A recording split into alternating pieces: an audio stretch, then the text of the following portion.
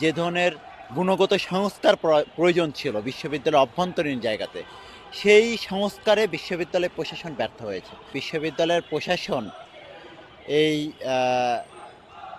বিগত ১০ মাসেও ঢাকা বিশ্ববিদ্যালয়ে বিগত ১৭ বছর ধরে যে ফ্যাসিবাদী গোষ্ঠী বিশ্ববিদ্যালয়কে একটি সন্ত্রাসের অভয়ারণ্যে পরিণত করেছিল, মাদকের আখড়ায় ক্যাম্পাসগুলোকে পরিণত করেছিল, সেই জায়গা থেকে যে ধরনের গুণগত সংস্কার প্রয়োজন ছিল বিশ্ববিদ্যালয়ের অভ্যন্তরীণ জায়গাতে, সেই সংস্কারে বিশ্ববিদ্যালয় প্রশাসন ব্যর্থ হয়েছে।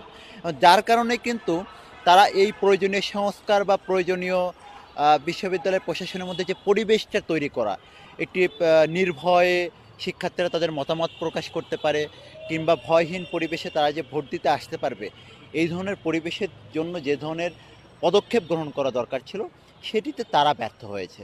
এবং এই ব্যর্থতার ফলে আমরা দেখেছি ঢাকা বিশ্ববিদ্যালয়ে অভ্যুত্থান পরবর্তী সময়ে দুইটি খুনের ঘটনা ঘটেছে, যেটি এই বিশ্ববিদ্যালয়ের শিক্ষার্থীদের নিরাপত্তা নিয়ে আবার নতুন করে প্রশ্ন তুলেছে যে বিগত ফ্যাসিবাদী আমলে যে ধরনের ঘটনা ঘটেনি, সেই অভ্যুত্থান পরবর্তী সময়ে আমরা দেখলাম যে তার থেকে আরও ভয়াবহ ঘটনা ঢাকা বিশ্ববিদ্যালয়ের অভ্যন্তরে ঘটেছে।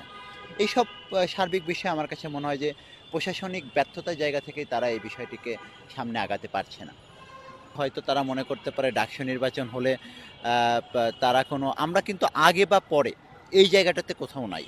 আমরা যেটা মনে করি বিশ্ববিদ্যালয়ের অভ্যন্তরে বিগত ১৭ বছর ১৫ বছর ধরে যে একচেটিয়া এবং একক আধিপত্যের যে রাজনীতির বিস্তার ছিল, সেই জায়গা থেকে ক্যাম্পাস যে একটা ট্রমাটাইজের মধ্যে ছিল, একটা সহনশীল পরিবেশ নিশ্চিত করা গেলে এবং সকলের জন্য ওই ভয়হীন পরিবেশ, উন্মুক্ত ক্যাম্পাস নিশ্চিত করা গেলে তবেই ডাকসু নির্বাচন আয়োজন করা হোক। সেটি কখন হবে সেটি প্রশাসন নির্ধারণ করবে।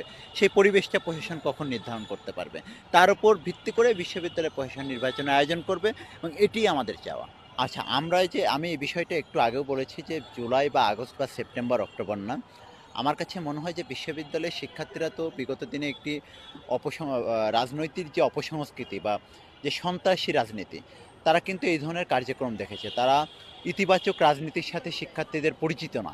তো সেই জায়গা থেকে আমাদের প্রধান যে দাবিটি ছিল বিশ্ববিদ্যালয় প্রশাসনের কাছে, বিশ্ববিদ্যালয়ের শিক্ষার্থীরা যাতে নির্ভয়ে তারা তাদের এই শিক্ষা প্রতিষ্ঠানে মতামত প্রকাশ করতে পারে, মুক্ত মত প্রকাশ করতে পারে, তারা তাদের রাজনৈতিক মত প্রকাশ করতে পারে, একই সাথে কারোর দ্বারা এই মত প্রকাশ করতে গিয়ে যেন বাধাগ্রস্ত না হয়, এমন একটি পরিবেশ নিশ্চিত করার মধ্য দিয়ে এমন একটি সহনশীল রাজনৈতিক পরিবেশ তৈরি করা, শিক্ষার্থীরা তারা যে ট্রমার মধ্যে ছিল সেই ট্রমা কাটিয়ে উঠে এরকম একটি পরিবেশ নিশ্চিত হলে সেটি সেপ্টেম্বর, অক্টোবর, নভেম্বর যে কোনো সময় হতে পারে।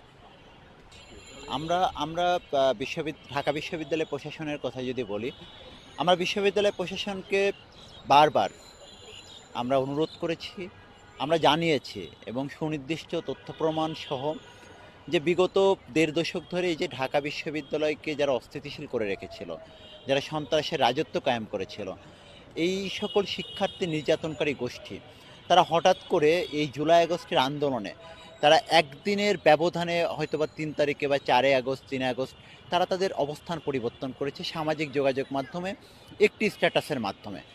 এই একটি স্ট্যাটাসের মাধ্যমে তারা তাদের বিগত দিনের যত অপকর্ম সেটিকে ঢাকতে চায়, বা একদিনের একটি কিছু ছবি বা কিছু আন্দোলনের মধ্য দিয়ে তারা নিজেদেরকে প্রমাণ করতে চায় যে তারা শিক্ষার্থীদের পাশে ছিল। কিন্তু এই শিক্ষার্থীরাই যখন ছাত্রলীগ যখন তারা মনে করেছে যে ছাত্রলীগ তাদের সেই নিরাপদ জায়গাটিতে আছে এবং তারা বিশ্ববিদ্যালয়ে আধিপত্য বিস্তার করতে পারছে, তখন কিন্তু তারা ছাত্রলীগ থেকে আসে না। এই যে ছাত্রলীগের পদধারী এবং ছাত্রলীগের অসংখ্য নেতাকর্মী যারা বিশ্ববিদ্যালয় হলগুলোতে অবস্থান করছে এবং বিশ্ববিদ্যালয় প্রাঙ্গণে যাতায়াত করছে, এরাই ক্যাম্পাসকে অস্থিতিশীল করার ষড়যন্ত্র করছে। না, মতধারা ভিন্ন হবে, এটি স্বাভাবিক।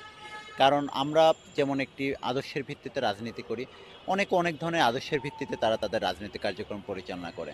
৫ আগস্ট পূর্ববর্তী সময়ে যে ঐক্য গঠিত হয়েছিল, সেই ঐক্য কিন্তু একটি নির্দিষ্ট লক্ষ্যকে কেন্দ্র করে গঠিত হয়েছিল। যখন সেই প্রাথমিক লক্ষ্য পূরণ হয়েছে, তখন কিন্তু যে যার আদর্শের জায়গা থেকে আবার তাদের রাজনৈতিক কার্যক্রম নিজেদের মতো করে পরিচালনা করা শুরু করেছে।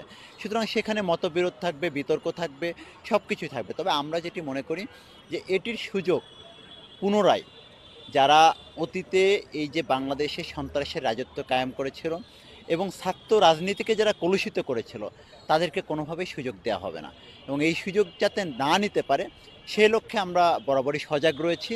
এবং এই ধরনের কোনো অস্থিতিশীল বা ষড়যন্ত্র করার যদি কেউ মনোভাব পোষণ করে থাকে তাদের উদ্দেশ্যে আমরা বলবো যে এই ধরনের বাংলাদেশে ইতিমধ্যে ফ্যাসিবাদের যে রাজনীতি, সন্ত্রাসের রাজনীতি, সেটি ইতিমধ্যে বিলোপ হয়ে গিয়েছে, সেটি পুনরায় আর ফিরিয়ে আনার কোনো সুযোগ নেই। কারণ আমরা যেটি মনে করি যে আমরা গণতান্ত্রিক মূল্যবোধে বিশ্বাসী একটি ছাত্র সংগঠন।